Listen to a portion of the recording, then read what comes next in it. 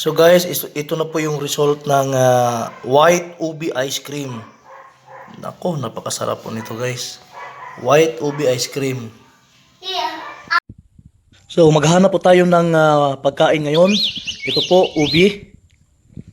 Malaking ubi po guys. Ayan. Ayan oh. Puti po na ubi yan, putian. Ayan. So dito sa amin guys, sa bundok, ayan, ubi. Ayan, isa pa. So ito po ang pwede natin kainin kung wala tayong bigas. Meron din tayong tinatawag na lutya. Ito po yung lutya o karlang. Ayan, masarap din yan. Yung kinabuhi din sa bukid. Pag wala po tayong bigas, ayan, pwede po ito. Meron pa pong isang ubi. Ayan. Grabe ka. Gahi man. Katigas naman to. Nakabaon pa to sa ilalim. Ayan. Ang ubi kasi guys, pag tumutubo yung ubi, pagdating ng isang taon, ayan, lumalabas na yan sa pan. Ayan ang ubi. Lumalabas na sa lupa yan. Dako pa rin nabiling rat.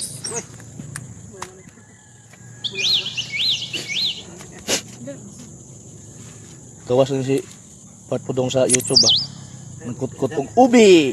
Oh. Tumang sa tribad. Kay aro makita nga ni Mimi ba? Sapo to bro. No, sama trabaho. Abang bunga. 2,000 years.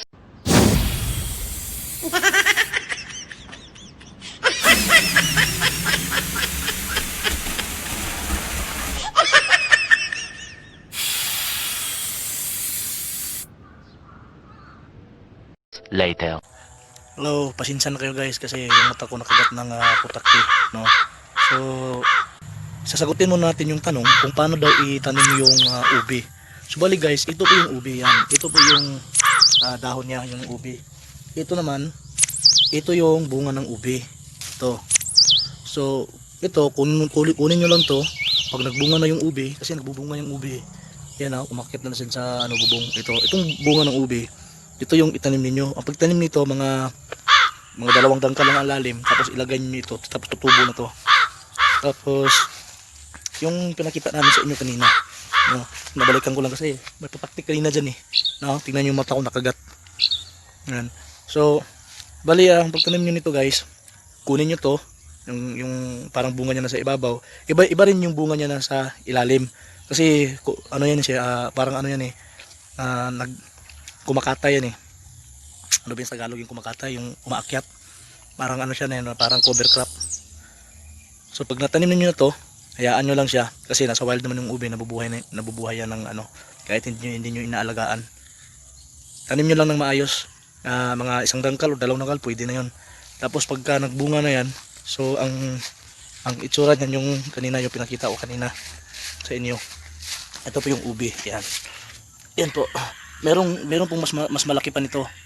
So ang mga mas malaki pa na ganito na ubi, ayan, may mga 30 kilos. Yung kanina din nakuha namin kanina, 15 kilos yun. Ayan ang bigat. Pero maliit lang to, may mas malaki pa dito na ubi. So yun lang, kung gusto niyo kasi nakakalibre na rin tong yung ubi. Pag nasa probinsya kayo, lalo pag nasa probinsya kayo, ayan, magtanim kayo ng mga prutas din, mga ganyan Yan. Yung baungon namin, masarap tong baungon. Tinanim to ng mama ko ito Ayan. Yan, malaking buungon. Kinain na namin yung isa nito. Tapos matamis po to guys, tapos pula yung niya. Pag nasa probinsya kayo, pwede kayo magtanim-tanim ng mga prutas sa mga gilid lang. Kasi depensya na rin to kung halimbawa magkakaroon ng mga pandemya, halimbawa walang bigas. So yung ube, nakakatulong po yan. Mga ang tawag doon, kamuting kahoy, mga kamuti.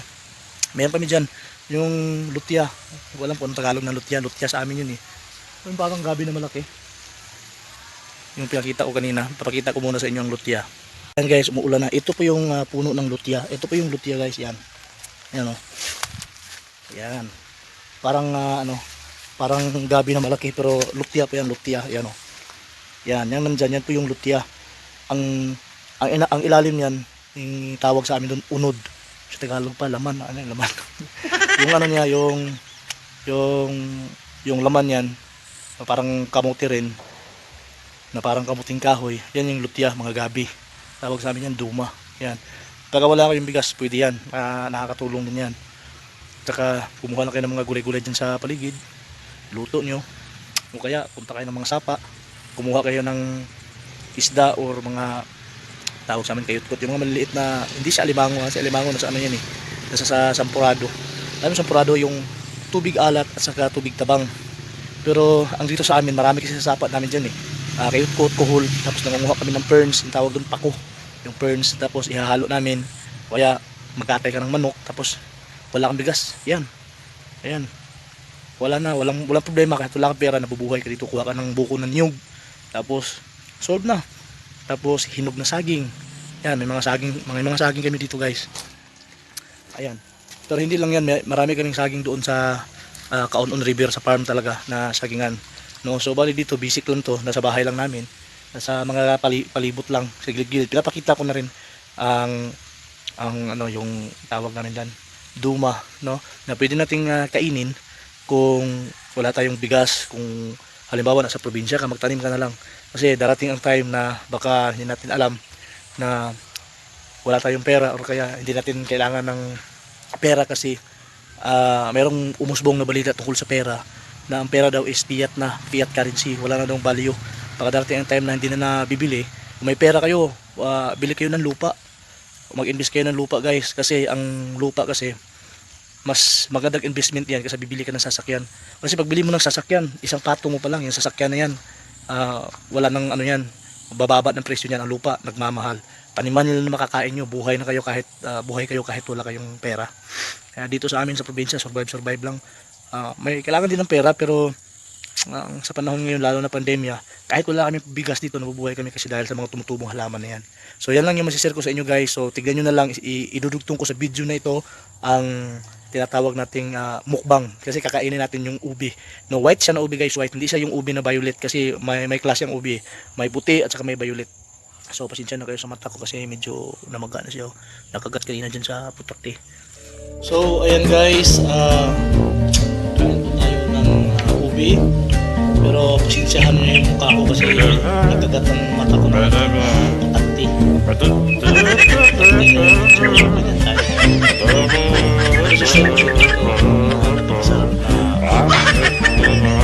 Nilalagyan lang yan ng asuka lang nilalagyan yan.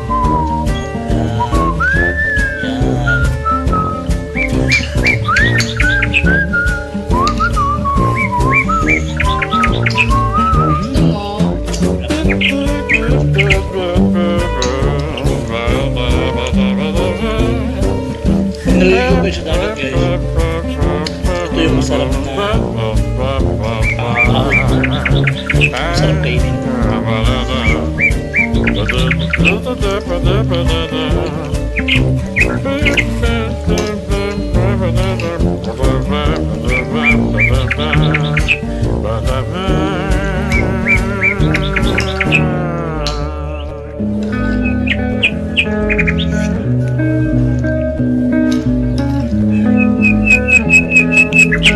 Kain tayo.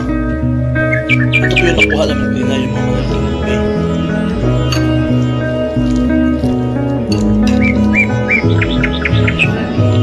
Titirahin na ito sa kaya mga ito sa ito.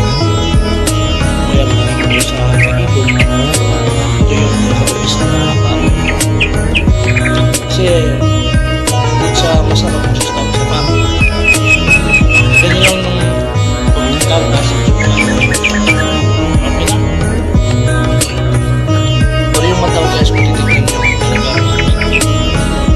nagkagat ng tatakyan. Medyo Chinese yung tayo yung pagkakas.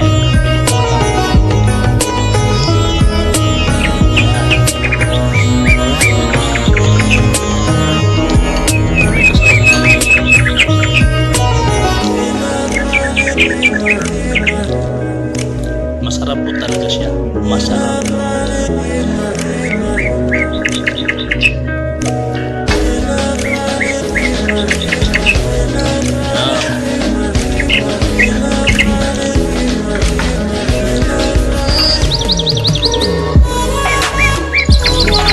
Salamat talaga.